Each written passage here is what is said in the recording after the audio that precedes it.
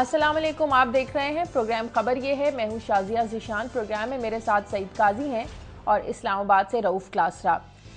नाजरीन, वज़ीर आज़म नवाज शरीफ ने जनरल राहील शरीफ को पाक फौज का नया सरबराह और जनरल राशिद महमूद को joint chiefs of staff committee का चेयरमैन मुकर्रर किया है। जनरल राहील शरीफ पाक फौज के 15वें सरबराह मुकर्रर होंगे और कल कमान संभालेंगे। दूसरी जानिब जस्टिस तसद्दुक हुसैन जलानी की बतौर चीफ जस्टिस ऑफ पाकिस्तान भी मंजूरी दे दी गई है, जो कि 12 दिसंबर को अपने ओहदे का हलफ उठाएंगे और 6 माह 24 दिन अपने ओहदे पर रहने के बाद 6 जुलाई 2014 को 65 साल की उम्र में पूरी होने पर रिटायर हो जाएंगे। मुल्क के 2 अहम ओहदों पर तकर्रियां और मुल्क को दरपेश चैलेंजेस, सूरत हाल क्या करवट लेगी, इस पर आज बात करेंगे। और सुप्रीम कोर्ट ने आज 28 नवंबर को 35 लापता अफराद को पेश करने का हुक्म दिया हुआ है और साथ ही वजीर आजम को बतौर वजीर दिफा पेश होने का भी हुक्म दिया था। लेकिन वजीर आजम नवाज शरीफ ने वजीर पानी और बिजली ख्वाजा आसिफ को वजीर दिफा और वजीर इत्तलात सेनेटर परवेज रशीद को वजारत कानून और इंसाफ का इजाफी चार्ज दे दिया है। क्या वजीर आजम का ये इकदाम ख्वाजा आसिफ को बतौर वजीर दिफा इजाफी चार्ज देना सुप्रीम कोर्ट में पेश होने से बचने के लिए उठाया गया है? लेकिन सवाल फिर वही, चाहे वजीर आजम साहब पेश होते या ख्वाजा आसिफ पेश हो, आज सुप्रीम को 35 लापता अफराद चाहिए। आज हम इस पर बात करेंगे। उसके साथ ही रोजाना की तरह खबरें शेयर करेंगे काजी साहब और क्लास साहब जी। सबसे पहले आज क्लास साहब से खबरें लेते हैं। क्लास साहब, सबसे पहले तो मैं आपको ये कहना चाहूंगी, परसों जब हमने अपना प्रोग्राम स्टार्ट किया था और हमने कहा था कि नया हमारे टॉपिक था कि नया आर्मी चीफ कौन होगा, तो क्लास साहब ने कहा था कि राहील शरीफ का नाम ही ज़ेर गौर और इनको ही बनाए जाने का इम्कान, और कुछ कश्मीरी लिंक का भी क्लास साहब आपने जिक्र किया था। उन्होंने एग्जैक्टली ये कहा था कि अगर बेंट ऑफ माइंड देखी जाए मियां नवाज शरीफ की, तो उसमें हमें लगता ये है कि राहील शरीफ ही होंगे। तो इनकी जो प्रेडिक्शन थी दैट हमारे प्रोग्राम को भी क्लास साहब क्रेडिट जाता है कि आप हमारे प्रोग्राम में पहले बात कर चुके हैं। इस पर मजीद डिटेल में बात करेंगे। सबसे पहले अपनी खबरें शेयर कर लीजिए क्लास साहब। जी Shazia, again thank you very much. इस पे मेरा ख्याल है क्लिप मौजूद है। जी हाँ, वो कोशिश करेंगे वो भी दिखाएं, में दिखाएंगे। हम दिखाएंगे कि हमने क्या गुफ्तगू की थी और क्या कहा था कि राहील शरीफ साहब क्यों नए आर्मी चीफ उसके बनेंगे। और ये भी मैं बताता चलूँ, बहुत सारा कल ये सोशल मीडिया पे डिस्कशन भी रही है इस पर, तो मैंने उस पर भी ये कहा था, लोगों का ख्याल था शायद मेरे पास कोई बहुत बड़ी इन्फॉर्मेशन थी। इन्फॉर्मेशन नहीं थी, मेरी असेसमेंट थी ये। और मियाँ साहब के साथ लंदन में कोई अरसा हमने गुजारा हुआ एज ए रिपोर्टर के तौर पर। हाँ, सो मियाँ साहब की प्रायोरिटीज़, उनका बेंट ऑफ माइंड, उनकी सोच, उनकी अप्रोच से आप कह सकते हैं, रीड करते हुए ये मैंने प्रेडिक्शन की थी कि राहील शरीफ साहब होंगे। वो प्रोग्राम के अगले हिस्से में जब हम आपको वो क्लिप दिखाएंगे, उसमें भी वो रीज़न दी हुई हैं, तो वैसे भी बताएंगे कि मियाँ साहब इस तरह क्यों सोचते हैं। अपने क्लैन से, अपनी बिरादरी से या अपने कुंबे से वो बाहर ये नहीं निकल सकते। और यही वजह थी जो मैंने पेशीनगी की थी राहील शरीफ साहब ही होंगे। उसके अपने रीजंस हैं। खैर, तो आज की जो स्टोरीज हैं वो 2 हैं ये शाजिया। एक तो आपको याद होगा मियां नवाज शरीफ साहब अमेरिका गए थे और 2 घंटे तक, तवील 2 घंटे इनकी मुलाकात हुई थी वहाँ पर ओबामा साहब से, और किसी को कुछ पता नहीं था कि उस मुलाकात में क्या हुआ है। तो पहली दफ़ा हम दावा कर सकते हैं और अंदर की स्टोरी लेके आए हैं कि इनके दरमियान नवाज शरीफ साहब और ओबामा साहब के दरमियान 2 घंटे में क्या तवील गुफ्तगू हुई है। अच्छा। इन्होंने ड्रोन पर उनको क्या कहा, उसके बाद अमेरिकन ने इनको क्या जवाब दिया, और बड़े सख्त जवाब दिए गए थे उनकी तरफ से, ओबामा साहब की तरफ से। वो आपके साथ इनसाइड स्टोरी शेयर करेंगे। बड़ी क्रेडिबल इन्फॉर्मेशन है, बाकायदा हमारे पास कुछ ऐसी चीज़ें जिनको डिनाई ये नहीं कर सकेगी हुकूमत कि नवाज शरीफ साहब की और ओबामा की गुफ्तगू नहीं हुई। इसके बाद दूसरी स्टोरी, आल तो हम ये पहले भी एक दफ़ा कर चुके प्रोग्राम में, लेकिन आज फिर यहाँ कौमी असम्बली की कैमा कमेटी पेट्रोलियम में एक अहम एक मौजू पर ब्रीफिंग दी जा रही है, और वो है सैंडक प्रोजेक्ट जो बलूचिस्तान का है। और आपको एक दफ़ा फिर बताएंगे रीइंफोर्स करने के लिए, क्योंकि नए नए पार्लियामेंटेरियंस हैं, नए लोग आ रहे हैं, उनको बताना ये बड़ा ज़रूरी है कि सैंडक प्रोजेक्ट ये क्या था और इसमें कैसे हुकूमत पाकिस्तान और एक चीनी कंपनी ने मिल के वहाँ पर ये सोना, अपना कॉपर और वहाँ से चांदी बेची है। और बलूचिस्तान के हिस्से में वो कहते हैं ना, पंजाबी में कहते हैं झूंगा भी नहीं आया। तो वो आपको सारी उसकी भी डिटेल बताएंगे सैंडक प्रोजेक्ट के हवाले से कि बलूचिस्तान जहाँ से सोने के ज़खायर ये निकले थे और दुनिया भर में बेचे गए हैं, तो बलोचों को क्या मिला है और हुकूमत पाकिस्तान और चाइनी कंपनी ने क्या कुछ बांट लिया है। ठीक है जी, काजी साहब आप बताएं। शाजिया, एक तो मैं बात करूंगा, आज आपको याद है कुछ दिन पहले हमारे साथ आए थे डॉक्टर इकरामुल हक, तो मैं उनकी कुछ चीज़ें मुझे ईमेल हुई, मैं देख रहा था कि किस तरह पिछले दौर हुकूमत में कुछ अच्छे FBI के ऑफिसर्स ने एक तजवीज़ दी थी जरदारी साहब की गवर्नमेंट को, हफीज़ शेख साहब को, जिस पर हफीज़ शेख साहब बैठ गए थे कि हम कैसे लंदन, स्विट्ज़रलैंड और ये जो काला धन है वापस ला सकते हैं। इस पर वो आज भी बैठे हुए हैं। उस तजवीज़ का जिक्र करेंगे और फिर साथ उसको कंट्रास्ट करेंगे कि टके टके के लिए हम IMF के पास जाते हैं या आवाम का कचूमर निकाल देते हैं, तो इस तरफ ये क्यों नहीं आ रहे, इस पर करेंगे। दूसरी AP की एक रिपोर्ट है, एसोसिएटेड प्रेस, बहुत बड़ी खबरसां एजेंसी है, इसने एक इंकशाफ किया है कैसे ग्वांटानामो बे में जो अलकायदा के एजेंट्स थे उन्हें डबल एजेंट बनाया जाने की कोशिश की। एक बहुत बड़ा प्रोग्राम था मिलियंस ऑफ डॉलर्स का, और उन्हें दोबारा रिक्रूट करके यहाँ भेजा गया। तो उसका लिंक जोड़ा जा रहा है कि जो पाकिस्तानी तालिबान बने हैं वो अब्दुल्ला महसूद के हवाले से वो भी वहाँ थे और उनको भी निकाला गया, और ये ख्याल अगलब है कि वो भी इसी प्रोग्राम के तहत बाहर आए थे।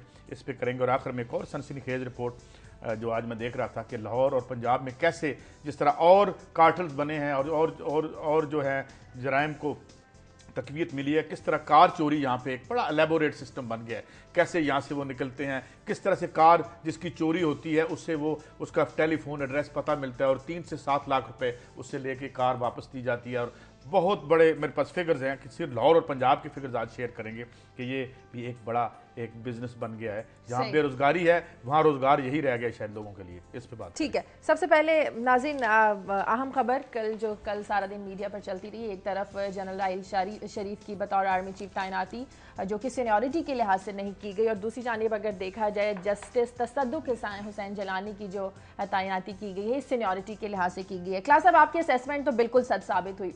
माइंडसेट बताइए, क्या इसके पीछे माइंडसेट था मियां नवाज शरीफ साहब का, उनकी क्या सोच थी? एक बार फिर हमारे नाज़रीन से शेयर कीजिए और कोशिश करेंगे वो क्लिप हम अपने परसों के प्रोग्राम का दिखाएं जिसमें आपने ये असेसमेंट की थी कि जनरल राहिल शरीफ ही नए आर्मी चीफ होंगे।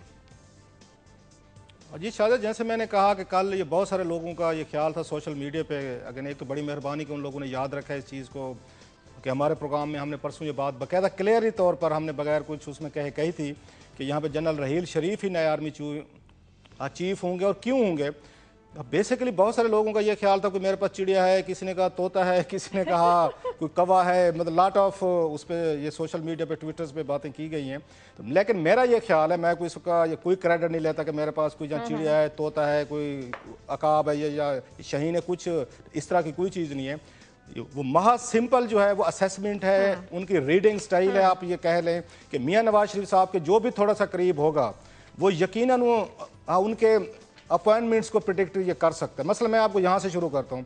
आप ये देख लें कि स्पीकर कौमी असम्बली बनाना था आजाद सादिक को, तो मियाँ साहब ने कहा कि इनका तल्लुक किस कबीले से है।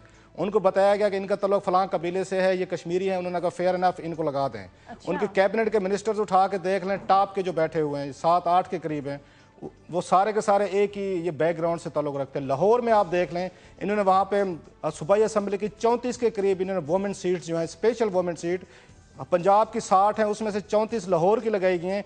उनका बैकग्राउंड उठा लें, आपको एक ही बिरादरी का मोस्टली मेजॉरिटी एक ही बिरादरी के वो जो खवातीन हैं वो नजर आएंगी। अगर आप इनके प्राइम मिनिस्टर हाउस में चले जाएं, जो DMG का इन्होंने अभी ये ग्रुप बनाया है जो डील कर रहा है सारे का सारा, उसमें ये 70-80% भी उन्हीं की अपनी कम्युनिटी के लोग हैं जो उन्हीं की बिरादरी से बिलोंग करते हैं। लिहाजा ये कोई बहुत बड़ी कोई इसके लिए रॉकेट साइंस। लेकिन अगर जनरल मुशर्रफ की तैनाती देखी जाए वो भी इन्होंने ही लगाए थे, उसके पीछे फिर क्या सोच थी? या सोच अब तब्दील हुई है मियां साहब की? उसी पे नहीं, अब कहाँ तब्दील हुई है मैं बताऊं। अब ये देख लो, जब जनरल मुशर्रफ को हटाया गया था तो जिस नए आर्मी चीफ को लगाया गया था उनका नाम था ख्वाजा मोहम्मद ज़ियाउद्दीन भट्ट। तो मियाँ साहब का वो भी फिर देख लें कि उन्होंने उस वक्त जब जनरल मुशर्रफ को हटा रहे थे तो वो भी भट्ट साहब की वजह से हटा रहे थे। इसलिए मुशर्रफ साहब ये लगाए गए थे कि उस वक्त कोई इस तरह का बिरादरी का बंदा, अपना बंदा अवेलेबल नहीं था। अच्छा। और ये भी जरूरी था कि जनरल अली कुली और खालिद नवाज जो थे सीनियर लोग थे, उनको साइड पे भी करना जरूरी था, क्योंकि अली कुली साहब थे वो जहांगीर करामत के बड़े करीब थे और जहांगीर करामत के साथ इनका शो डाउन हो चुका था। खालिद नवाज साहब की कोई ऐसा सच लॉबी नहीं थी और चौधरी निसार अली खान साहब की बड़ी दोस्ती थी जनरल मुशर्रफ साहब से, बल्कि शहबाज शरीफ साहब की थी और बड़े इनके इकट्ठे मीटिंग्स भी रहती थी, बड़ा हल्ला गुल्ला ये यार दोस्त करते रहते थे। लिहाजा एक वो प्रायोरिटी थी। इनके लिए कोई प्रिडिक्ट करना मुश्किल नहीं था कि इतनी बड़ी टॉप स्लॉट है और मियाँ साहब के पास ऑप्शन मौजूद है कि वो स्पीकर कौमी असम्बली की तरह या पंजाब के वजीर आला की तरह या अपनी कैबिनेट मिनिस्टर की तरह या अपना DMG का ग्रुप जो बनाया है प्राइम मिनिस्टर हाउस में, एक ही बिरादरी थी। लिहाजा हाँ, मेरा ये ख्याल है कि इसको प्रेडिक्ट करना बहुत आसान बिरादरी के गिर्द मियां साहब की सोच जो है वो घूमती है। मुझे ब्रेक लेनी है। ब्रेक के बाद जब वापस आएंगे तो काजी साहब हम बात करेंगे कि नए आर्मी चीफ के नज़दीक पाकिस्तान के लिए, पाकिस्तान को दरपेश सबसे बड़ा चैलेंज क्या होगा और इसे कैसे निपटेंगे, इस पर बात करेंगे एक ब्रेक के बाद।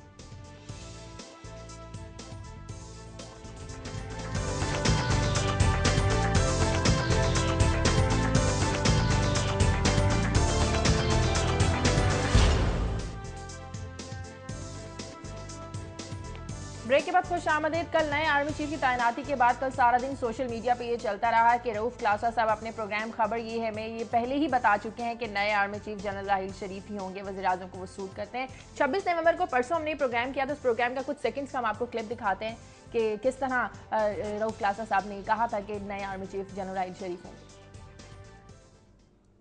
आपके सोर्सेज कुछ खबर दे रहे हैं, आपके सोर्सेज कुछ खबर दे रहे हैं इस हवाले से?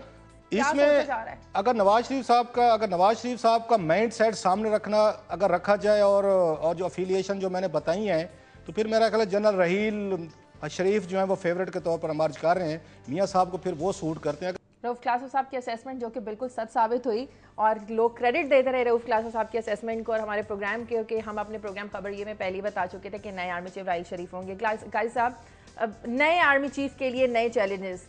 एक तो ये कि बड़ा उनकी ज़ाहिर एक शार्प निगाह है क्लासा साहब की, और उनकी बड़ी बहन ही वैसे ही हुआ जैसे उन्होंने कहा था। लेकिन मैं जो बात करूंगा वो ये कि वो कौन सी दुनिया है जिसमें एक इंतहाई इंपॉर्टेंट पोस्ट पे राहील शरीफ स्टेप इन कर रहे हैं। बिल्कुल, ये थोड़ी सी बदलती हुई दुनिया है।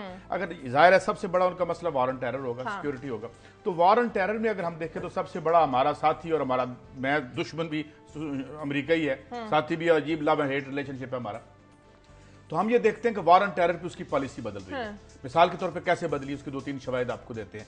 मसलन उन्होंने सीरिया पे वापस गए, सीरिया पे हमला दूसरी जो उनकी तब्दीली थी बल्कि शिकस्त थी, वो जो एक्सेस ऑफ ईवल था ईरान, उसके साथ उनको हाथ में लाने पड़ गए। तीसरा, यहाँ से निकलते वक्त वो अब जो अफगानिस्तान के तालिबान है उनका दफ्तर पहले ही वो कतर में खोल चुके हैं। ये सिक्योरिटी एनवायरनमेंट बदली है, और ये क्यों बदली है इसके बड़े माशी इसके वजूहात हैं। एक बहुत बड़ी सुपर पावर जो रोजाना $3 बिलियन उधार पे चल रही हो, तो उसके अंदर बड़ी पॉलिटिकल तब्दीलियां आ रही है। तो ये एक तब्दील शुदा एनवायरनमेंट है जो अब ज्यादा चैलेंजेस तो है, लेकिन कहा जा रहा है कि उनके लिए तहरीके तालिबान और पाकिस्तान के अंदर जो मौजूद दहशतगर्द है, ये उनके लिए सबसे बड़ा चैलेंज है। मैं ये अर्ज कर रहा हूं ना कि तहरीके तालिबान से भी डील करना है तो ऊपर अमेरिका भी तो बैठा हुआ ना। 1,40,000 फौज अमेरिका की बैठी है, तालिबान तो 20,000 होंगे, 15,000 होंगे।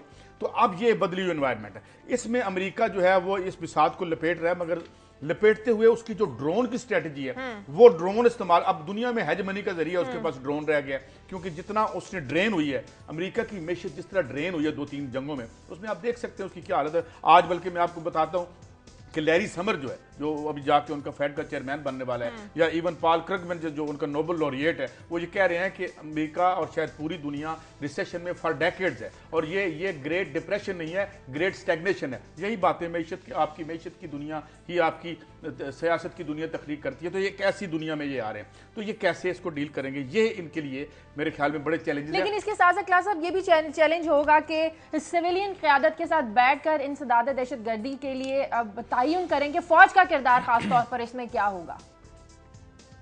ये तो चले हमने ये बातें की कि मियाँ साहब का हमने बेंट ऑफ माइंड जहन में रखा कि वो किस तरह फैसले लेते हैं। इसका मतलब ये नहीं है कि जनरल राहील जो हैं वो कम्पिटेंट नहीं है या प्रोफेशनल सोल्जर नहीं है, लिहाजा ये ना समझा जाए कि उनकी जो अपनी कम्पिटेंसी है, उन्होंने मेहनत की है, एफर्ट्स किए हैं और इस लेवल पर पहुंचे हैं। ऑफ कोर्स उनका अपना भी इसमें बड़ा अपनी मेहनत और सलाहियत, ये जहानत होगी।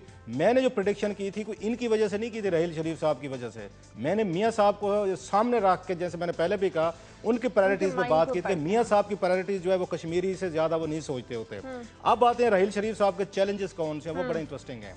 एक तो मैं हमेशा खुलकर कहते रहता हूँ कि पाकिस्तान और इंडिया की रिलेशनशिप बहुत इंपॉर्टेंट है। अगर पाकिस्तान ने तरक्की करनी है या इवन इंडिया ने तो जो जितनी करनी है वो मेरा ख्याल हमसे बड़ा इकॉनमी वाइज बहुत आगे निकल चुके हैं। जो मियाँ साहब ने 2-3 बयानात दिए हैं, देखना ये है कि जो नए आर्मी चीफ हैं उनकी इस पॉलिसी अप्रोच को लेकर कैसे आगे चलते हैं, और उन्हें चलना भी चाहिए। मियाँ साहब ने 2-3 दिन पहले कहा था कि वो चाहते हैं कि पाकिस्तान और भारत के दरमियान वीज़े की जो पाबंदियां ये ख़त्म होनी चाहिए। सो ये देखना होगा कि नए आर्मी चीफ जो हैं वो अपनी कोर को, अपने कमांडर्स को इस बात पे कन्विंस कर सकते हैं। क्योंकि पाकिस्तानी फ़ौज जो है, ये क़यादत हमारी रही है, GHQ जो रहा, मोस्टली इनकी जो पॉलिसी रही है हमेशा इंडिया के साथ कुछ ज़्यादा कोई फ्रेंडली नहीं रही, बल्कि डड़ाक भी अगर माजी में हमने देखे हैं। बेनज़ीर भुट्टो ने कोशिश की, राजीव गांधी को बुलाया, तो उन्हें आपको याद होगा जनरल असलम बेग वगैरह ने सिक्योरिटी रिस्क उनको करार दे दिया था। नवाज शरीफ साहब ने वाजपेयी को लाहौर में बुलाया, तो उसके बाद इन्होंने कारगिल शुरू कर दिया था। ये अलहदा बात है कि जब जनरल खुद डायरेक्ट रूल करते हैं पाकिस्तान पे, तो पाकिस्तान इंडिया के रिलेशनशिप ठीक हो जाते हैं। बॉर्डर पे कोई पटाखा नहीं बजते, इनके यहाँ आना जाना भी शुरू हो जाता है, CBM भी शुरू होते हैं।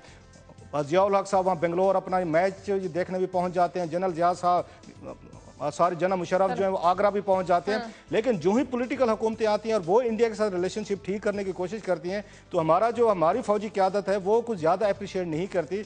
इसलिए ये देखना होगा मियाँ साहब इस पर डिटरमिन है कि उन्होंने पाकिस्तान इंडिया रिलेशनशिप उन्होंने बेहतर करने, जो मैं ज़ाती तौर पर समझता हूँ मियाँ साहब का बिल्कुल ठीक स्टैंड है, उन्हें डटे रहना चाहिए और इन दोनों मुल्कों के दरमियान तल्लुकात को अगर कोई बेहतर कर सकता है तो मेरा ख्याल नवाज शरीफ साहब को कर सकते हैं। इस पे आर्मी का क्या रिस्पांस होगा, नए आर्मी चीफ इसके साथ कैसे एडजस्ट करेंगे, ये उनका मसला है, हमें ये देखना होगा। जो दूसरा सबसे बड़ा मैं उनके लिए एक बड़ा चैलेंज आएगा या उससे पहले बड़ा चैलेंज है वो है तालिबान के साथ अगर मुज़ाकरात इस वक्त हमारे नहीं हो रहे और बदकिस्मती से वो कहते हैं ना no offences meant to General Kayani साहब ज़ाती तौर पर बड़े शरीफ आदमी अच्छे बंदे हैं लेकिन वो 3 साल DGIS ही रहे हैं, 6 साल आर्मी चीफ रहे हैं, इसके बावजूद पाकिस्तान तालिबान को क्रश नहीं कर सका। ये अगर फेलियर है पाकिस्तान की, ये पॉलिटिकल से ज़्यादा मेरा ख्याल है हमारी जो पिछली फौजी क़यादत थी उनकी फेलियर समझनी चाहिए कि 9 साल ये बहुत बड़ा अरसा समझा जाता है किसी कमांडर के लिए। पहले DGIS ही, बाद में चीफ ऑफ आर्मी स्टाफ की वो क्रश करके जाते, लेकिन वो जो लेगेसी छोड़ के जा रहे हैं नए आर्मी चीफ के लिए, ये बहुत बड़ा चैलेंज के लिए वो बड़ी टफ लेगेसी है। ये बहुत बड़ा टफ है कि जो काम 6 सालों में जनरल कियानी नहीं कर सके थे तो राहील शरीफ के लिए बड़ा चैलेंज 3 सालों में वो कैसे करेंगे, उसको क्या रिजल्ट्स लेंगे। और लास्टली जो बड़ा चैलेंज होगा वो अमेरिकन जो फोर्सेज का जो विड्रॉल हो रहा है वहां से अफगानिस्तान से वो जो दबाव आ रहा है नेटो सप्लाई के लिए, जो इस वक्त ये पाकिस्तान में हंगामे चल रहे हैं, डिबेट हो रही है, बहस हो रही है, ऑफ कोर्स अमेरिकन देखेंगे कि नया आर्मी चीफ आया है उसकी क्या अप्रोच है, क्या सोच है, किस तरह सोचता है। आई होप कि अमेरिकन को पहले से पता होगा, उनकी अंडरस्टैंडिंग होगी जनरल रहील के बारे में। लेकिन इवन देन एक नए आर्मी चीफ को 6 महीने लगेंगे इन तमाम इश्यूज को समझने में, इन पे कुछ फैसला करने में और आगे सियासी उमूर में मुदाखलत के कायल भी नहीं है। साहब एक तो बात जो है ना जो मिलिटेंसी को क्रश करने की बात है, हम हमसाये में मिसाल ले लेते हैं, हमारी 200 अरब डॉलर की इकॉनमी है, उनकी 2000 अरब डॉलर की इकॉनमी है, हमसे बड़ी फौज है उनकी, और उनके यहाँ जो रेड कॉरिडोर है वो बढ़ रहा है और उनकी फौज जाती भी नहीं है वहां पे। हम तो ये तो लड़ भी रहे हैं ना, वो जाते ही नहीं है, उनको कहा गया और खुद मनमोहन सिंह कहते हैं कि मैं सबसे बड़ी इंटरनल थ्रेट जो है वो वही है।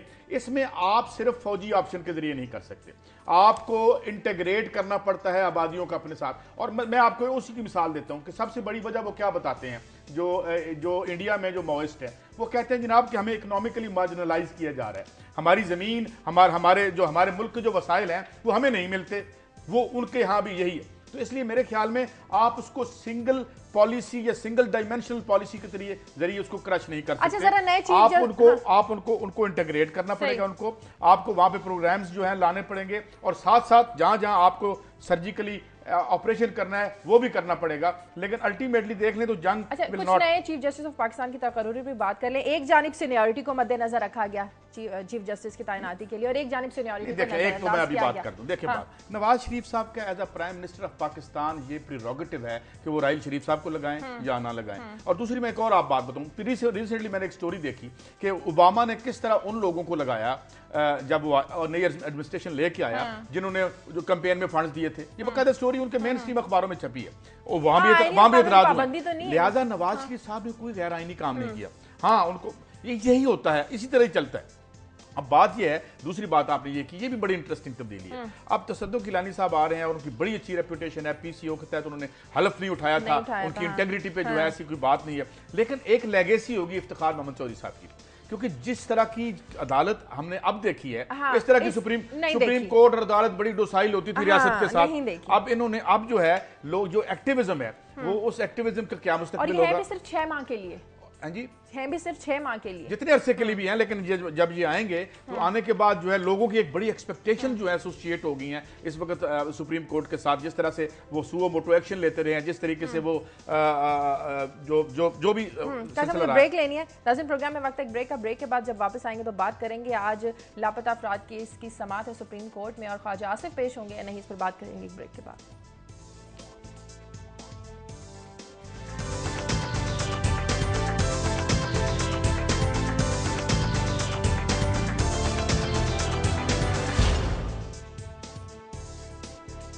ब्रेक के बाद खुशामदीद। आज 28 नवंबर और सुप्रीम कोर्ट ने लापता केस जब उसकी समाअत जारी थी और आज तक की डेडलाइन दी थी कि आज लापता अफराद को चाहे जहाज में पेश किया जाए, हेलीकॉप्टर में लाया जाए, आज हर हालत में सुप्रीम कोर्ट में पेश किया जाए। और अब ख्वाजा आसिफ को वज़ीर दिफा का इजाफी चार्ज दे दिया गया है वज़ीर आज़म नवाज शरीफ की जानिब से। क्लास साहब, क्या ये सुप्रीम कोर्ट को मैसेज दिया गया है कि कोई भी केस हो वज़ीर आज़म नवाज शरीफ खुद पेश नहीं होंगे? इस सारी सूरत से बचने के लिए इजाफी चार्ज दिया गया है ख्वाजा आसिफ को? अच्छा शाहजहां, इसमें बड़ी इंटरेस्टिंग चीज़ें हैं कि सारा पूरा मुल्क कह रहा था, जब जना कियानी साहब ने कोई 1.5 महीने पहले या 1 आध महीना पहले ऐलान किया था कि मैंने एक्सटेंशन नहीं लेनी, मैं रिटायर हो जाऊंगा 28 को, तो उन्होंने नए आर्मी चीफ का ऐलान नहीं किया था क्योंकि जनरल साहब से किसी को थ्रेट नहीं थी, कि नवाज शरीफ साहब को खौफ नहीं था कि जनरल साहब ये खुदा न खासा कू कर लेंगे या कि उनको नई पोस्टिंग चाहिए। जैसे इनको आपको याद होगा जनरल असलम बेग के वक्त इनको खौफ पड़ गया था और जनरल जंजुआ को 3 महीने पहले ही इन्होंने आर्मी चीफ नॉमिनेट कर दिया था ताकि जनरल बेग की थ्रेट जो है उसको आप ये काउंटर करें। एक मज़ा का काम यह हो कि कल आखिरी दिन उन्होंने नए आर्मी चीफ का तकर्रुर किया क्योंकि अगेन कोई थ्रेट नहीं थी उनको आर्मी की तरफ से या जीएच की तरफ से कि कुछ हो सकता है। लेकिन जो ही चीफ जस्टिस साहब ने ये 1 दिन पहले कहा है कि नवाज शरीफ साहब पेश हों, तो कल ही उन्होंने नोटिफिकेशन करवा दिया है कि नए जो ये चीफ जस्टिस ऑफ पाकिस्तान होंगे वो जस्टिस तसद्दुक जिलानी साहब होंगे। मकसद क्या था कि उन्होंने पैगाम भेज दिया पूरी जुडिशरी को और सबको कि अब जो मौजूदा चीफ जस्टिस साहब है ना, इनके कोई ना हुक्म को सीरियस लिया जाए, ना इनको ज़्यादा, अब आपको पता है पाकिस्तान का रिवाज है या इवन इंसानी जबिल्लत है, वो कहते हैं चढ़ते सूरज को हम सलाम करते हैं। तो चीफ जस्टिस ऑफ पाकिस्तान जो है उनका कल से काउंट डाउन शुरू हो गया कि 10 दिन रह गए, 11 दिन रह गए, इसलिए उनकी बातों को, उनके बयानात को सीरियस नहीं लिया जाएगा। अब तसद्दुक जिलानी साहब का ये फोकस हो गया है, मीडिया भी उनकी खबरें रन कर रहा है, ब्रेकिंग स्टोरी चल रही है, उनका बायोडाटा बता रहा है, ये बताया जा रहा है कब पैदा हुआ है, कहाँ पैदा हुआ है, किससे तल्लुक़ अच्छे हैं, फलां बला बला बला। ये मकसद था वो उसको डेवल्ट करना, जो कि बड़ी कामयाबी से डेवल्ट कर लिया गया है। अब जो अभी ख्वाजा आसिफ साहब पेश हो रहे हैं, मुझे समझ नहीं आ रही कि ख्वाजा आसिफ साहब इन्हीं चीफ जस्टिस साहब के सामने कोई 20 एप्लीकेशन लेके पेश होते रहे और जिसमें पीपल्स पार्टी की बैड गवर्नेंस, उनके पुअर डिसीजन मेकिंग और बड़े इल्जामात लगते रहे। कुछ फैसले भी इवन ये जो अपने रेंटल स्कैंडल जो आया था, ये भी ख्वाजा साहब की पिटीशन थी। सो देखना यह है कि आज सुप्रीम कोर्ट ऑफ पाकिस्तान का एटीट्यूड जो रवैया है वो ये ख्वाजा आसिफ साहब के साथ कैसे, क्योंकि माजी में भी 1-2 दफ़ा मैं मौजूद था सुप्रीम कोर्ट में, चीफ जस्टिस साहब ने बड़े बुरे तरीके से ख्वाजा साहब को स्नब भी किया था और कहा था ख्वाजा साहब आप तो खुद यहाँ पे बड़ी पटिशन लेके आते थे, अब आपकी हुकूमत आ रही है, हम देखेंगे कि अब आप क्या करते हैं, क्या मेरिट देखते हैं, क्या आप ट्रांसपेरेंसी देखते हैं। इसलिए ख्वाजा आसिफ साहब तो खुद मिसिंग पर्सन में बहुत बड़ी आवाज ये बुलंद करते रहे, बड़े नारे मारते रहे, बड़ी तकरीरें करते रहे।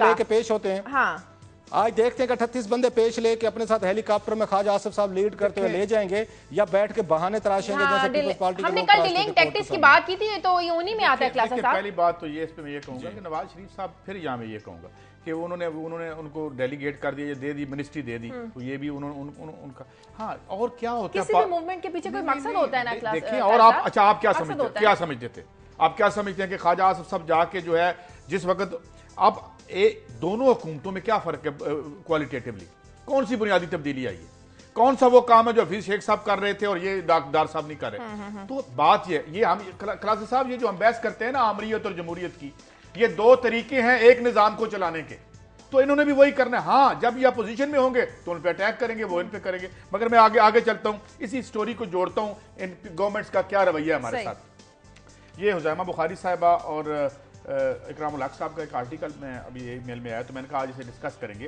कि एफबीआर के कुछ ऑफिसर्स ने, हम इतनी तनकीद करते हैं कि वो करप्शन भी है, वो खुद मानते हैं, मगर कुछ लोगों ने ये तजवीज़ की थी पिछली गवर्नमेंट में कि जनाब ये जो बाहर असासे हैं दुबई में, लंदन में और स्विट्जरलैंड में तो वो कानून भी बन गया जिसका जिक्र कर रहे थे इकरामुल हक साहब, तो ये क्यों ना वापस लाया जाए इनको। तो ये तजवीज़ ये सेनेट में गई, इस पे बैठ के जाके, पहले तो हफीज शेख साहब बैठ के, जाहिर है उन्होंने बैठ नहीं था क्योंकि जहां वो बैठे हुए थे, जहां उनको बिठाया गया था और जो उनको बिठाने वाले थे उनके खिलाफ वो कैसे जा सकते थे। अब ये इसहाक डार साहब के पास है।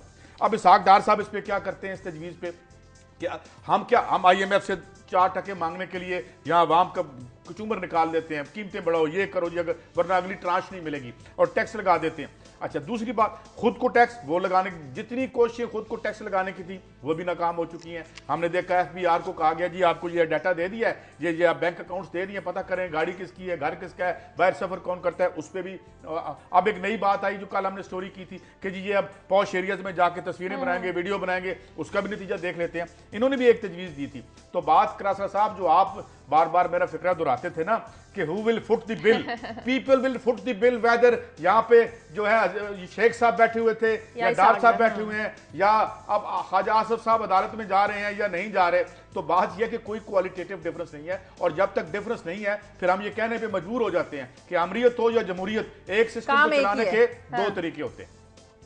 और इसके साथ ही मैं इसको भी खत्म कर दूं, क्रासा साहब अगर स्टोरी अगर आप कमेंट इस पर करना चाहें तो, वरना ये मेरे पास एक स्टोरी है कि लाहौर में जो बेचारे ये कार चोरी का जो मामला है, जिसकी जो कुछ फिगर मेरे पास आए कि यहाँ पे एक बड़ा एलैबोरेट सिस्टम शुरू हो गया। अब ये भी देख लें कि एडमिनिस्ट्रेशन हमारे साथ क्या कर रही, वो ये कि यहाँ पे 3 से 7 लाख रुपया कार जो है उठाई जाती है। फिर कार उठाई जाने के बाद बड़े पुरस्कार तरीके से जो मालिक है उसका एड्रेस और फोन नंबर भी उसे मिल जाता है। वो यहाँ सारे नाकों से निकल के वहाँ खैबर पख्तूनख्वा पहुंच जाती है, वहां पहुंच जाती है। फिर एक डील होती है, डील के बाद ये होता है कि उसे बताया जाता है कि आप फलां रास्ते से आएंगे, फलां जगह पे आप आके हमें पैसे देंगे और अपनी गाड़ी आप वापस ले जाएंगे। जरा बस मैं फिगर दे के आपकी तरफ आता हूँ क्लास साहब कि यहाँ पे लाहौर में 8 से 10 गाड़ियाँ चोरी हो रही हैं, 22 के करीब व्हीकल्स मोटरसाइकिलों समेत चोरी होते हैं। और पूरे सूबे में अब तक रवां साल में 20,000 मुकदमात दर्ज हुए हैं। छीनी गई हैं जो गाड़ियाँ वो 6,000 थी, और ये बहुत बड़ा। और लाहौर में देख लें, मॉडल टाउन डिवीजन में 1800 गाड़ियाँ उठाएंगी, सिटी डिवीजन में 1700, इकबाल टाउन में 1400, सदर में 12। ये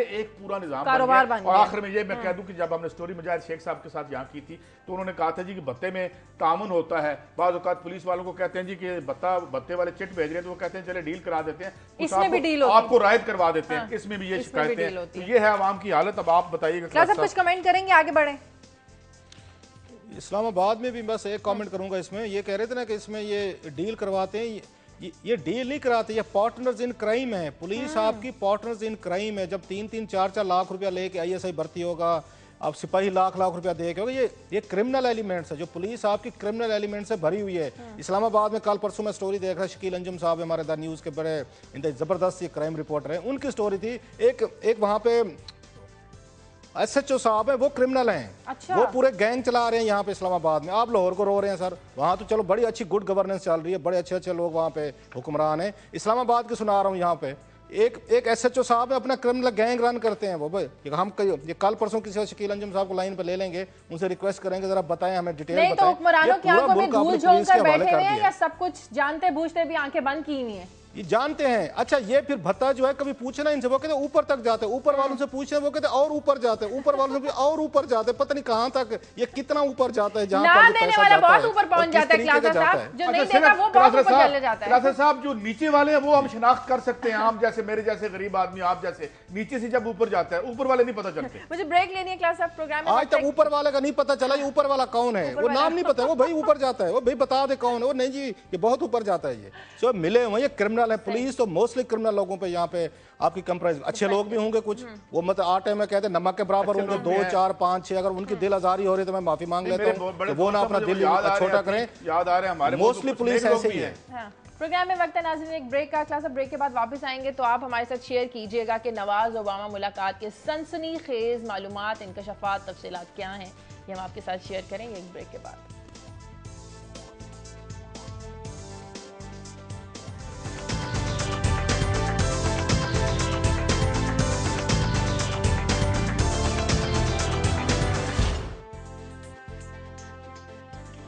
ब्रेक के बाद खुश आमदीद जी। क्लास साहब, क्या अंदर की मालूमात है, क्या तफसीलात है नवाज ओबामा मुलाकात की? हमें तो वही पता जो मीडिया में दिखाई गई। हम पहली दफ़ा ये क्लेम कर सकते हैं इस प्रोग्राम के जरिए कि जो नवाज शरीफ साहब और बराक ओबामा के दरमियान 2 घंटे की तवील मुलाकात हुई है, और प्लस इनकी 1-on-1 मुलाकात, उसमें क्या गुफ्तगू हुई है, क्या मेन पॉइंट्स नवाज शरीफ ने उठाए और उनको जवाब में उन्होंने क्या कहा, ये ओबामा साहब ने। कुछ हिस्सा हम आपको, ये मुख्तलिफ पोर्शन में गुफ्तगू है जो मेरे पास ये पहुंची है मुख्तलिफ कुछ ज़राए से। कुछ इंपॉर्टेंट हिस्से आज आपके साथ शेयर करेंगे, कुछ मैं इसके कल शेयर करूंगा। हो सकता है अगर ज़रूरत पड़ी तो एक दिन बाद भी इस पर मजीद कुछ हिस्से हैं वो भी शेयर किए जा सकते हैं। जब वेरी कम्प्रीहेंसिव गुफ्तगू है जो यहीं से कहीं से मैंने अपने सोर्सेज से मैंने हासिल की है। एक तो बात यह है कि मियां नवाज शरीफ साहब को वाकई ये लोग पाकिस्तान में कहते हैं कि शायद उन्होंने ड्रोन का मामला नहीं उठाया, ये गलत बात है। नवाज शरीफ साहब ने वाकई ड्रोन का मामला उठाया और इस पर बड़ी अच्छी खासी लंबी इनकी बहस हुई है, इनके मियां नवाज शरीफ साहब की और बराक ओबामा साहब की। तो मियां साहब ने जो उनके साथ जो पॉइंट वो उठाए, पहले वो मैं आपको, जो मेरे पास 7 के करीब पॉइंट है इंपॉर्टेंट जो इन्होंने उनसे बराक ओबामा से उठाए ड्रोन के मामले पर, वो मैं आपके साथ शेयर करूँगा और फिर बताऊँगा वो कौन से 13 पॉइंट थे जो बराक ओबामा साहब ने इनके साथ उठाए ड्रोन के मसले पर। तो मियाँ साहब को जब इनकी मुलाकात हुई है तो उन्होंने इनको मुबारकबाद दिया बराक ओबामा साहब ने, और साथ में एक उन्होंने इनको पेम्पर करने के लिए बहुत बड़ा कमेंट किया है। उन्होंने कहा मियां साहब जितना बड़ा मैंडेट आपको मिला है, ये बराक ओबामा साहब ने नवाज शरीफ साहब को कहा है, आपको जितना बड़ा मैंडेट मिला है पाकिस्तानी तारीख में आज तक मैंने किसी वजीर आजम को इस तरह का मैंडेट मिलते हुए नहीं देखा, इसलिए मुझे बड़ी खुशी है कि मैं आपसे मुलाकात हो रही है। और इनको फर्दर इनका कॉन्फिडेंस बूस्ट करने के लिए उन्होंने एक और तारीफ की। उन्होंने कहा कि अगर पाकिस्तान जिन मसाइल में घिरा हुआ है, अगर उसको कोई निकाल सकता है इन मसाइल से, तो उन्होंने मियां नवाज शरीफ साहब को कहा कि आप ही वो लीडर हैं जो पाकिस्तान के मसाइल से निकाल सकते हैं। तो मियां साहब ने जो अपनी गुफ्तगू शुरू की ड्रोन पर, अब मैं जरा उस पर आता हूँ इनके पॉइंट से। इन्होंने तो एक उनको ये कहा कि आप मेहरबानी फरमाएं ड्रोन बंद करें और पर्टिकुलर जो आप उस पर TTP पे आप हमले कर रहे हैं वो रोकें, वो हमले ना करें। उसका आप बेस इन्होंने ये बताया कि पाकिस्तान में APC जो थी वो अपना फैसला सुना चुकी है, हम एक उनके साथ पीस प्रोसेस में शामिल हैं, हम मुज़ाकरात कर रहे हैं। आप जब उन पर ड्रोन अटैक करते हैं तो वो डिरेल होता है मामला, हमारे लिए मुश्किलात पैदा होंगी, इसलिए ड्रोन हमलों को आप रोकें। और पर्टिकुलर उन्होंने बताया कि मैंने अपने इंटीरियर मिनिस्टर जो हैं चौधरी निसार अली खान साहब, उनके ज़रिए पीस प्रोसेस हमने शुरू कर रखा है, हाँ। सो इसलिए अमेरिकन को ड्रोन हमले रोकने चाहिए। एक साथ में उन्होंने ये भी कहा वहाँ पे कि जी के माजी में जो अच्छा ये उन्होंने ब्रीफिंग जो है ये आके काबीना को नवाज शरीफ साहब ने खुद दी है वहाँ पे, और सेक्रेटरी खारजा जलील अब्बास जिलानी साहब थे, उन्होंने बाकायदा काबीना को बताया कि हमारी उनसे अमेरिकन से क्या गुफ्तगू हुई है, और ये भी बताया गया काबीना को कि हम अब अपने फैसले खुद करते हैं, किसी से पूछते नहीं हैं। उन्होंने टांट किया वज़ीर आज़म गिलानी पे और ये सदर जरदारी साहब के माजी में वो दूसरों से पूछ के अपने फैसले करते थे, लेकिन हम ऐसे नहीं करते। सो मियाँ साहब का ये भी कहना था कि ड्रोन पे आप हमारी जो सॉवरेनिटी है उसको हिट कर रहे हैं, आप इस तरह का काम मत करें, ड्रोन को रोकें। अब इसके जवाब में उन्होंने क्या कहा वो बड़ी इंटरेस्टिंग चीज़ें हैं जो बराक ओबामा साहब ने इनको की हैं, कुछ 13-14 पॉइंट है। उन्होंने कहा मियाँ साहब ये सबसे बड़ी बात यह है कि ड्रोन कोई आम मामला नहीं है, it's a very sensitive matter, और हम उस वक्त तक पाकिस्तान पे ड्रोन हमले जारी रखेंगे जब तक आपके पास अल-कायदा का एक बंदा भी मौजूद है। अच्छा। आप चाहते हैं कि हम ड्रोन रोकें तो फिर वहाँ से अल-कायदा का खात्मा या आप कर लें या हमें करने दें, आप नहीं कर सकते, लिहाजा हम आके इनको मारेंगे भी और ख़त्म भी करेंगे। साथ में ओबामा साहब ने कहा कि पाकिस्तान से अमेरिका उस वक्त तक वापस नहीं जाएगा जब तक अपने दुश्मनों को ख़त्म नहीं करेगा। उसकी रीज़न ओबामा साहब ने यह बताई नवाज शरीफ साहब को कि हमारे ऊपर इस अल-कायदा ने और इन्होंने TTP ने बाकायदा एक तरह के डिक्लेयर्ड हमले किए हैं अमेरिका पे, ये अमेरिकन दुश्मन है, हम इनको टेक ऑन करेंगे, हम इनको उस वक्त तक मारते रहेंगे जब तक पाकिस्तान में इनका खात्मा नहीं हो जाता। साथ में उन्होंने ये भी कहा कि हमें एहसास है इस चीज़ का कि पाकिस्तान में इन ड्रोन हमलों की बहुत बड़ी पॉलिटिकल कास्ट है, जो भी पॉलिटिकल हुकूमत आती है उसको बहुत ज़्यादा तनकीद का सामना करना पड़ता है, लेकिन इवन देन ये हमले यहाँ पे आके नहीं रुकेंगे। और उन्होंने कहा कि ये सिर्फ मसाइल आपके लिए नहीं है ड्रोन की वजह से, ओबामा साहब ने नवाज शरीफ साहब को बताया हमें इसकी अमेरिका में भी कीमत इसकी अदा करनी पड़ती है, आपके लिए भी ये कीमत है, आलमी लेवल पे भी अमेरिका बदनाम होता है, हम यहाँ पे अपने नेशनल लेवल पे भी होते हैं, लेकिन ये हमले नहीं रुकेंगे, हम इनको जारी रखेंगे। और ये बार बार उन्होंने ये बात, जो मेरे पास कुछ चीज़ें आई हैं, बार बार ओबामा साहब ने बड़ा क्लियर किया था कि आप हमले नहीं रुकवाएंगे और ना हम इसको रोकेंगे। प्लस उन्होंने एक और बात की ओबामा साहब ने, आप हमारे साथ ड्रोन पे तामुन करें, आप हमारे साथ कन्फ्रंट्रेशन में ना आए, आप हमें रोकने की कोशिश ना करें, आप अपने आपके जो इदारे हैं। और साथ में एक और बड़ी अहम बात की उन्होंने ओबामा साहब ने नवाज शरीफ साहब को कि जनाब आपके कुछ इदारे हैं जो मिलिटेंट्स को सपोर्ट कर रहे हैं, और उनका कहना था हमारे पास सबूत मौजूद हैं कि हुकूमत पाकिस्तान के कुछ इदारे हैं जो मिलिटेंट्स हैं, दहशतगर्द हैं, उनकी बाकायदा सपोर्ट करते हैं, आप उन पर आँख रखें। एक चीज़ की उन्होंने तारीफ़ की ओबामा साहब ने, उन्होंने कहा पाकिस्तान आर्मी है या यहाँ की ISI है, ये CIA के साथ और अमेरिकन फ़ौज के साथ इनके बड़ा अच्छा कोऑपरेशन है, अच्छा ताउन है, उस पर वो खुश थे।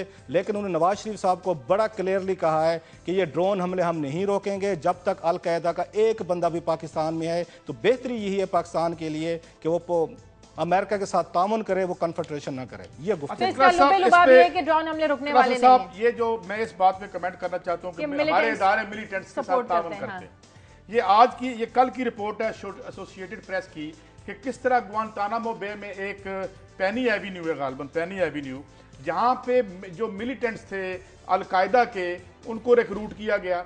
और इस पर आप वहाँ बात उनके जो पार्लियामेंट्री इदारे हैं, जो उनके इदारे हैं, कांग्रेस सेनेट, वहाँ पे इसकी बात गश्त पहुँच की है, इसके बारे में वो तहकीक भी कर रहे हैं। उनको यहाँ, और अब्दुल्ला महसूद का नाम लिया जा रहा है कि उनको यहाँ भेजा गया, वापस पहले पकड़ा गया जब वो दोस्तों के साथ लड़ रहे थे, उनकी टांग भी वहाँ जाया होगी, फिर यहाँ वो मारे, खुद उन्होंने अपने आप को ब्लो अप कर लिया कोयटा में जब उनको गिरफ्तार करने की कोशिश की गई। तो टीटीपी तालिबान जो है, कहा जा रहा है कि इसकी बुनियाद गुआंतानामो बे में रखी गई। अच्छा, अब बात यह है कि क्या CIA के इवन जो नॉर्वेजियन चर्च है, जो इनकी फंडिंग आती है यहाँ पे मुख्तलिफ जो मिलिटेंट इदारे हैं या जो मजहबी इदारे हैं, उनके साथ उनके रिलेशनशिप है। यहाँ पे जो प्रॉक्सी वार जो है फंड की जाती हैं, वो हम कभी सऊदी अरेबिया का आप भी नाम लेते हैं, हम भी नाम लेते हैं। तो अगर हमारे इदारों के रिश्ते हैं तो उनके नहीं है, होने नहीं चाहिए, दोनों तरफ से नहीं होने चाहिए, ये मेरी जाती राय है। और लेकिन एक बात, मैं नाम चॉम्स्की को कोट करता हूं, उनके बड़े बड़े दानश्वरों को जिनकी कोई इज्जत रह गई है, जिन लोगों, अमेरिका के कुछ दानश्वरों की जो क्रेडिबिलिटी है, वो कहते हैं ये सेल्फ डिफीटिंग है आप। और ये मैं शुमिस मिलने का आर्टिकल मैंने कोट किया कि इनकी इंटेलिजेंस एजेंसियां इनके ड्रोन्स मिलिटेंसी को खत्म करने की बजाय ये बढ़ रही है। तो बहरहाल ये बड़ी आपने अच्छी खबर दी कि उनका माइंड क्या है, और ये भी बड़ी अच्छी बात है कि नवाज शरीफ साहब ने खुल के बात की। इसका बॉटम लाइन ये है, मॉरल ये है कि वो मिलिटेंसी यहां खत्म नहीं करना चाहते, वो इसे जिंदा रखेंगे ड्रोन्स के जरिए। काबीना को ब्रीफिंग में ये तो बता दिया कि इसका जी इसका कायद साहब, ये सॉरी शाहजहां मैं आपकी बात काटूं, इसका मॉरल सबक एक और भी है जो हम नहीं लेंगे, लेना नहीं चाहते, हमें सूट नहीं करता। अमेरिकन ने कहा है कि अल-कायदा की वजह से हम आप पे अटैक कर सकते हैं, हम कर रहे हैं, तो हम अल-कायदा को खुद टेक ऑन कर लें, खुद खत्म कर लें। अमेरिकन तो आपको ऑप्शन दे रहे हैं। अल-कायदा अपने अरूज के दिनों में अमेरिका की फिगर है कि अल-कायदा के टोटल मेंबरशिप 350 थी, अब दर्जन भी नहीं रहेगी, और यहाँ तो दर्जनों मार रहे हैं। ये क्या साहब काबीना को ये नहीं बताया गया कि जो हम अब इसको सपोर्ट करेंगे या अमेरिका के खिलाफ बात करेंगे, ये काबीना में नहीं बताया गया? जी क्लास साहब, उन्होंने यहाँ पे जो, अच्छा ये क्योंकि गुफ्तगू उनकी यहाँ पे हकीमुल्ला मसूद से ये मारे जाने से पहले की गुफ्तगू हुई थी ओबामा साहब की, लेकिन जो इन्होंने इजलास को ब्रीफ किया है ये हकीमुल्ला मसूद की डेथ के बाद ब्रीफ किया गया है। ये सेक्रेटरी खारजा साहब ने किया है और नवाज शरीफ साहब ने खुद किया। उसमें नवाज शरीफ साहब मोस्टली जो मेरे पास डिटेल्स हैं वो ज़्यादा क्रेडिट एक ही चीज़ का ले रहे थे कि जी हमने किसी से हमने वो नहीं ली, हिदायत नहीं ली, हमने खुद ही मुज़ाकरात शुरू कर लिए, हमने अमेरिका से नहीं पूछा, हमने दुनिया के किसी मुल्क से मशवरा नहीं किया। पिछले हुक्मरान करते थे, हम नहीं करते, उनका इस पर स्टैंड। लेकिन ये बात एक अच्छी चीज़ ये है इनकी मियाँ नवाज शरीफ साहब की या सेक्रेटरी खारजा साहब जो है, to be fair with them, कि उन्होंने खुल के पूरी कबीना को बताया है कि अमेरिकन का क्या स्टैंड है।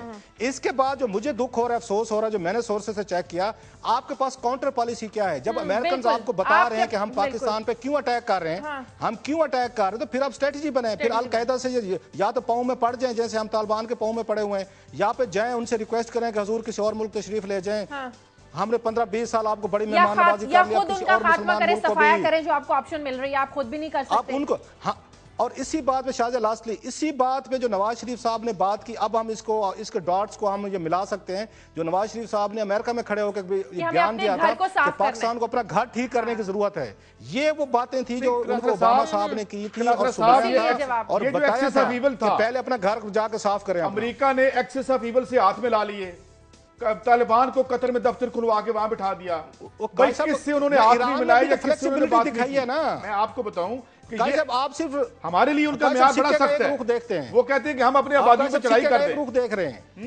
अब ईरान को भी दाद दे कि ईरान ने तो फ्लेक्सिबिलिटी दिखाई, ईरान ने न्यूक्लियर प्रोग्राम को रोक बैक किया है। ओमान में मुआहदा हुआ है, अमेरिका की मजबूरी का मुआहदा था, इजराइल को नाराज किया, आज इजराइल और सऊदी अरब भी नाराज है, सऊदी अरब को भी नाराज किया। उनकी अपने अंदर की पॉलिसी बदल रही है, अब वो किसी मुल्क पे इन्वेड नहीं कर सकते, मकरूज मुल्क इन्वेड नहीं किया करते वहां जहां इतनी बेरोजगारी हो। हाँ, ये आपकी बात ठीक है, और मैंने शुरू में कह दिया था ड्रोन वो जारी रखेंगे क्योंकि दुनिया पे हेजेमनी का उनके पास अब कोई और रास्ता रह नहीं। लेकिन हमें भी तो अपनी पॉलिसी बनानी है। मतलब आप अल-कायदा को नहीं निकालेंगे पाकिस्तान से, आप नहीं निकालेंगे, आप चाहते हैं वो यहाँ मौजूद रहे, अटैक होते रहे, दुनिया भर में हमारे ऊपर हमले होते रहे। सर मेरा क्या अल-कायदा से लेना देना, मुझे तो अल-कायदा तोहफे में CIA ने दी थी, अमेरिका बहादुर ने रिक्रूट करके मेरे लिए बनाई थी, मेरे मुल्क के अवाम और हम इस अजाब में हैं। हमारा अल-कायदा से कोई ताल्लुक नहीं है। अल-कायदा की जन्मभूमि वाशिंगटन DC थी, हम नहीं थे, और हम इसे निकालना चाहते हैं, वो हमें निकलने नहीं देते। जब काजी साहब कमेंट कर रहे होते हैं ना, एक कामनार में और एक तबसरा निगार में फर्क होता है। वो ये नहीं कहता ये काम तो मैंने किया है तो लिहाजा मैं इसका जवाब दूं, ऐसे नहीं होता। आप सिचुएशन एनालाइज कर रहे होते हैं, एनालिसिस कर रहे होते हैं, उसमें ये कहना कि मैं ये कहूं कि ये अमेरिका ने अल-कायदा नहीं बनाई थी, सीआईए ने मिलिटेंसी नहीं बनाई थी, मैं क्या कहूं? करती है ये, मैं किसको कहूं? ये मैं ये काहिरा में बनी थी, कहां बनी थी भाई? उन्होंने बनाई थी ना। इसको फिर आगे लेके चलेंगे क्या साहब? आप चले, हमारे पास बेस तो हमारे पास है, अड्डे तो हमारे पास रखे हुए हैं उन्होंने सर। बैठे तो पाकिस्तान में, हमारी सरजमीन पर बैठे, ये तोहफा हमारी तरफ भी भेजा था उन्होंने। तो आप इसका सफाया करें, ऑप्शन वो आपको दे रहे हैं। प्रोग्राम का वक्त खत्म हो गया। क्लास अब सेंडिंग मंसूबे वाली जो खबर है ये हम इंशाल्लाह प्रोग्राम में कल अपने नाज़रीन के साथ शेयर करेंगे। प्रोग्राम का नाज़रीन वक्त खत्म हो गया। प्रोग्राम के लिए आप हमें फीडबैक दीजिए। खबर@duniatv.tv पर इजाजत दें। अल्लाह हाफ़िज़।